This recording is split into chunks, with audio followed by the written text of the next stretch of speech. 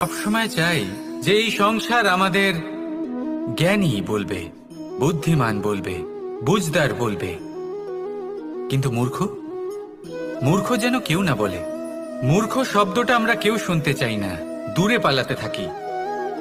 কিন্তু একটা সত্যি সবার কাছে অজানা, যে মূর্খ হওয়া হলো বুদ্ধিমান হওয়ার দিকে সর্বপ্রথম পদক্ষেপ। আপনি যত খুশি দিগ্গজ জ্ঞানী মানুষদের সাথে আলাপ করুন, যত ইচ্ছে কথা বলুন, যতই জ্ঞানের কথা আলোচনা করুন, অভিজ্ঞতা মূর্খ হবার পরেই পাওয়া যায়, তাই নয় কি?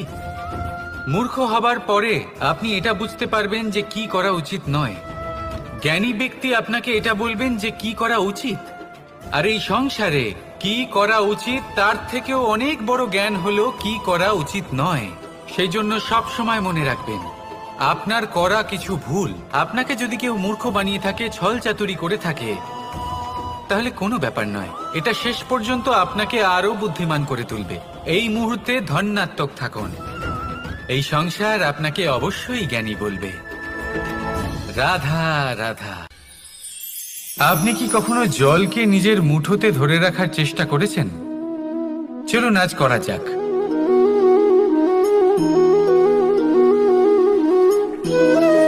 যদি আপনি নিজের মুঠো জোরে বন্ধ করেন, জল ধরে রাখতে পারবেন না। যদি আপনি তাকে এমনি বইতে দেন, তাহলে ও নিজের পথ নিজেই করে নেবে, আর আপনার হাতেও থেকে যাবে। আমাদের জীবনও হলো কিছুটা এরকম, জলের মতো, নিজের পথ নিজেই করে নেয় এই জীবন। প্রত্যেক সমস্যার সমাধান নিজেই করে নেয় এই জীবন। তাই জীবনে যখন কোনো পরিস্থিতি আমাদের প্রতিকূল হয়ে থাকে, কিছুই হয়তো আমরা বুঝতে পারছি না, কিছুই যখন বসে থাকে না, তখন আমরা হতাশ হয়ে পড়ি, নিরাশ হয়ে পড়ি। আর এটাই করা উচিত নয়। শান্ত মনে দেখতে হবে যে এই জীবনে আসলে কি ঘটে চলেছে। কষ্ট সবাই ভোগ করেন, কষ্ট পেলে কেউ রেগে যান, রেগে গিয়ে পরাক্রম দেখান। এটাই তো করা উচিত নয়। শান্ত মনে সেটাই করতে হবে যা জীবন আমাদের শেখাতে চাইছে। জীবন আমাদের সব শিখিয়ে দেবে, শুধু মনে রাখবেন কখন প্রয়াস করতে হবে আর কখন আমাদের প্রতীক্ষা করতে হবে, সেটা আগে আপনাকে বুঝতে হবে। তাহলে আসুন আমার সাথে ভালোবেসে বলুন, রাধা রাধা। অনেক ব্যক্তির মনে একটা প্রশ্ন জাগে আমাকে আর রাধাকে নিয়ে। বলেন যে, না আমি আর রাধা একসাথে থাকি, না আমাদের বিয়ে হয়েছে, আমি এখানে দ্বারকাতে, ও ওখানে বর্ষণাতে, তাও এত ভালোবাসা কি করে?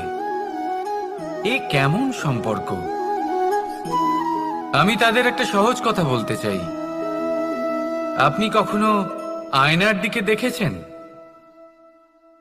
নিজের দুই চোখের দিকে তাকিয়ে জিজ্ঞাসা করুন, এই দুই চোখ একসাথে কেন বন্ধ হয়, একসাথে কেন খোলে, একসাথে কেন ঘুমোয়, একসাথে কেন কাঁদে? আজীবন কোনো এক মানুষের সাথে সম্পর্ক রাখা অবশ্যই সম্ভব, তাদের সাথে দেখা না করে। আমার আর রাধার ভালোবাসাও কিছুটা এরকমই, আর কিছুটা এরকমই হয় ভালোবাসা দুই নয়নের মতো, যারা কখনোই মিলিত হবে না, কিন্তু চিরকালের জন্য একসাথে জুড়ে থাকবে। এই অনুভূতি নিঃস্বার্থ হয়, আর এই নিঃস্বার্থ ভালোবাসা আপনাকে আনন্দের পথে অগ্রসর করে। জীবনে সবসময় নিঃস্বার্থভাবে ভালোবাসুন, শুধুমাত্র আনন্দই পাবেন। তাহলে আসুন আমার সাথে নিঃস্বার্থভাবে ভালোবেসে বলুন, রাধা রাধা। মানুষ আর ধন, এই দুইয়ের মধ্যে সম্পর্ক খুব ঘনিষ্ঠ। ধন হলো সেই শক্তি যার ব্যবহার মানুষ করে থাকে সাংসারিক বস্তু ক্রয় করার জন্য, নিজের জীবন যাপন করার জন্য। আর মানুষ হলো সেই শক্তি যারা ধনকে গুরুত্বপূর্ণ করে তোলেন। এবার একটা কথা বলি, ব্যবহার করা উচিত ধনকে, আর ভালোবাসা উচিত মানুষকে। এটা বেশিরভাগ মানুষই বোঝেন না। মানুষ এখানেই সব থেকে বড় ভুল করে বসেন। তারা ভালোবাসেন ধনকে আর ব্যবহার করেন মানুষকে। এ হলো অনুচিত। দেখুন, আপনি একটা সূচের দ্বারা যুদ্ধ করতে পারবেন না, আর কোনো তলোয়ার দ্বারা বস্ত্র সেলাই করতে পারবেন না, তাই না? কোনটা কিসের জন্য হয় সেটা বোঝা অত্যন্ত জরুরি। আপনিও সঠিক দিকে অগ্রসর হন। মানুষকে ভালোবাসুন আর ধনকে ব্যবহার করুন। যদি আপনি মানুষকে ব্যবহার করেন তাহলে আপনি ভালোবেসে ফেলবেন ধনকে, আর এই ভালোবাসা ধীরে ধীরে পরিণত হবে লোভে, আর ধীরে ধীরে এটা আপনাকে বিনাশ করে দেবে।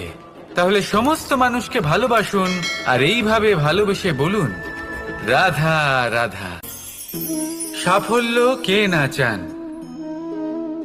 সাফল্য লাভ করার, শিখরে পৌঁছানোর আলাদাই একটা আনন্দ রয়েছে। আর আপনজনদেরও কে না চান? প্রত্যেক মানুষ চান যেন জীবনে তার কোনো আপনজন থাকে, যারা সবসময় তাদের সাথে থাকবে। কারণ আপনজনের সাথেই তো সাফল্যের আনন্দ সব থেকে বেশি পাওয়া যায়। কিন্তু আসলে কি হয়, অনেক সময় সাফল্যের খোঁজে সেই পথে চলতে চলতে আমরা আপনদের থেকে দূরে চলে যাই। না চাইতেও দূরে চলে যেতে হয়, ওনাদের সাথে সময় কাটাতে পারি না। আর আমরা ভুলে যাই যে সাফল্যের আসল আনন্দ আপনজনদের সাথেই পাওয়া যায়। সফল হওয়ার পরে আপনদের সাথে দেখা হলে তাদের চোখে আমাদের জন্য যে আবেগ থাকে, যে সম্মান, যে প্রেম থাকে, সেটাই হলো আসল পুরস্কার। আমরা সেই কথা ভুলে যাই এবং একা হয়ে পড়ি। বেশিরভাগ সময় এটাই হয়। বেশিরভাগ সময় সফল মানুষগুলি একা হয়ে যান। এবার আপনি কি চান? আপনি অসফল হয়ে দিনগুলি একাকিত্বে কাটাতে চান, নাকি সফল হয়ে আপনজনদের সাথে আনন্দে থাকতে চান? সেই সিদ্ধান্ত আপনার। সাফল্যের পেছনে ছুটুন, নিজেকে উজাড় করে দিন, কিন্তু আপনজনদের সঙ্গ ত্যাগ করবেন না। সেই আপনজন যারা আপনার সাফল্যের জন্য দায়ী, সেই আপনজন যিনি আপনার সাফল্যে আনন্দ পান, সুখ লাভ করেন, তাদের কখনো ত্যাগ করবেন না। আসুন আমার সাথে ভালোবেসে বলুন, রাধা রাধা। ভগবান আর ভক্ত যখন একাকার হয়ে যায়, যখন ভক্ত তার ভগবানের প্রতি এবং নিজের জীবনের উদ্দেশ্যের প্রতি সম্পূর্ণরূপে সমর্পিত হয়, তখন জন্ম নেয় ভক্তি। এই সংসারের সমস্ত আশা হয়তো আপনার সঙ্গ ত্যাগ করে দিতে পারে, তখনও ভক্তি সাথে থাকবে। ভক্ত আর ভগবান যখন একাকার হয়ে যায়, তাদের মধ্যে কোনো পার্থক্য থাকে না। তারা এক হয়ে যায়, এক ব্যক্তিত্ব, এক অস্তিত্ব। সেই জন্য কখনো জীবনে যে কোনো রূপেই, যে কোনো প্রকারেই, যে কোনো ঈশ্বরকে মান্য করুন। মনের মধ্যে শ্রদ্ধা ভাব জাগ্রত করুন, মনে ভক্তি ভাব জাগ্রত করুন। এই সমগ্র সংসারে সব কিছু আপনাকে ছেড়ে চলে গেলেও তখনও এই ভক্তি শুধুমাত্র আপনার উত্থান ঘটাবে। তাই মনে ভক্তি জাগ্রত করুন আর আমার সাথে ভালোবেসে বলুন, রাধা রাধা। সুখ, দুঃখ, মৃত্যু, মহামারী, এগুলো কখনো বলে আসে না, আবার জিজ্ঞাসা করেও আসে না। এমনই হয় দ্রুত ক্রীড়ার এই খেলায়। এক কারাগারের মতো, একটা মাকড়সার জালের মতো। যেমন একটা মাকড়সার জাল একটা পোকাকে নিজের দিকে আসতে আকর্ষিত করে, নিজের চমকের দ্বারা, নিজের গঠন দ্বারা। সেরকমই দ্রুত ক্রীড়ার এই খেলা মানুষকে নিজের দিকে আসতে প্ররোচিত করে। শেষে গিয়ে মানুষ আটকা পড়ে।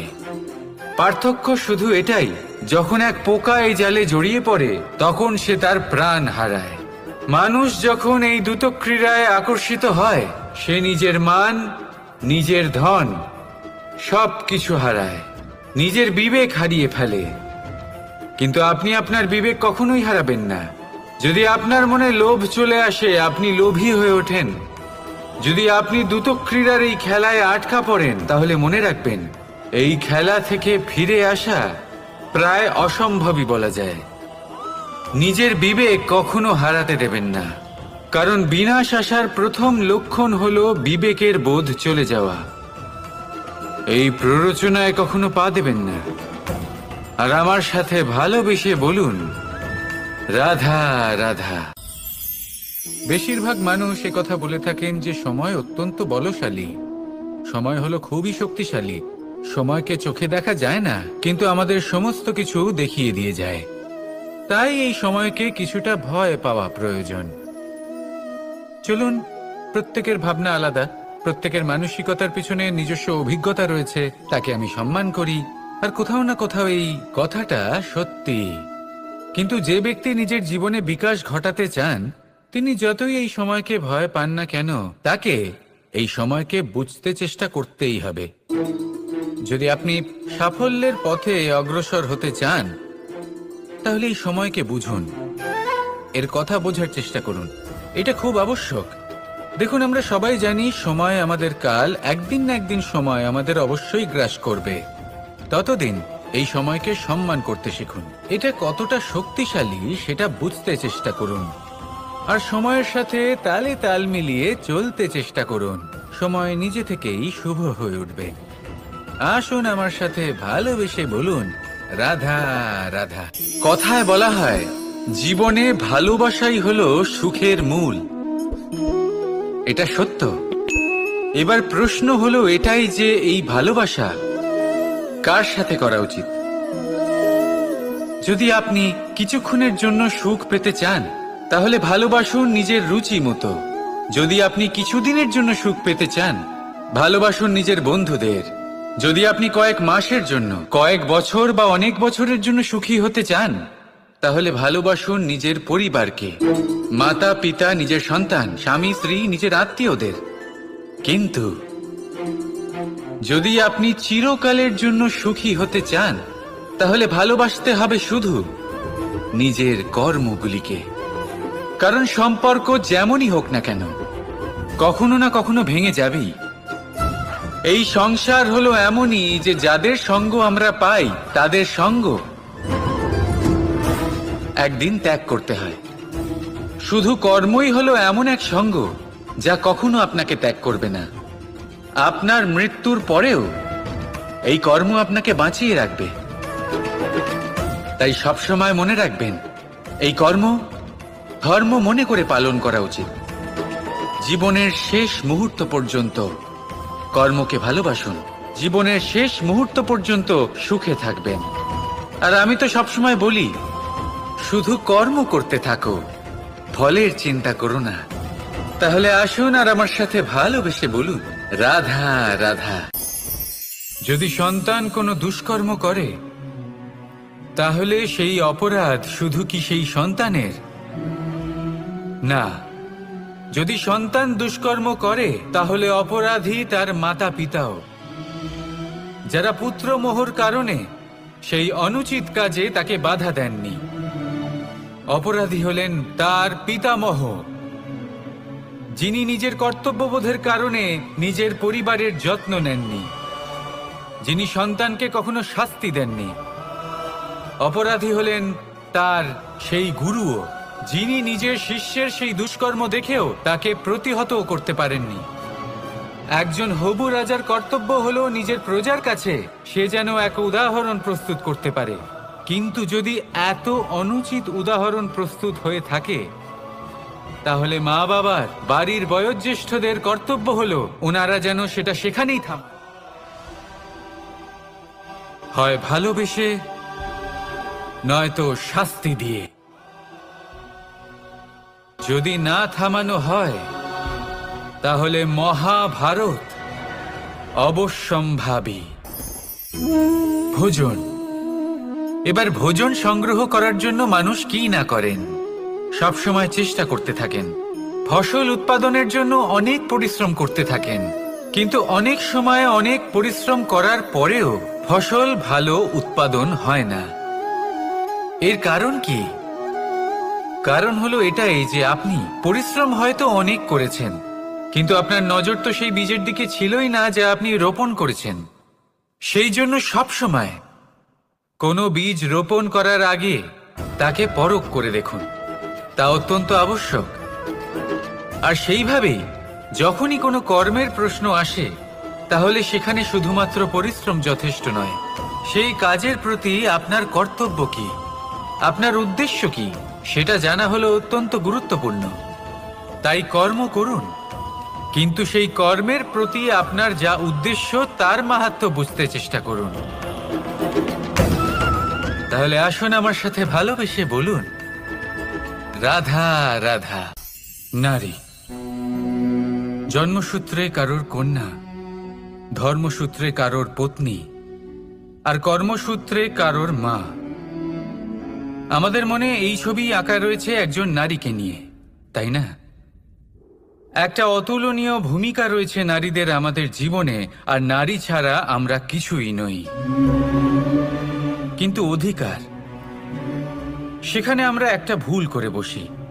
যখন নারী একজন কন্যা থাকে, যখন সে জন্ম নেয়, তখন তার ওপর অধিকার থাকে তার পিতার। আর তারপর যখন বিয়ে হয়ে যায়, তখন তার অস্তিত্বের ওপর অধিকার থাকে তার স্বামীর। আর যখন তিনি মা হন, তখন নিজেই তিনি জীবনের সমস্ত অধিকার দিয়ে দেন তার সন্তানকে।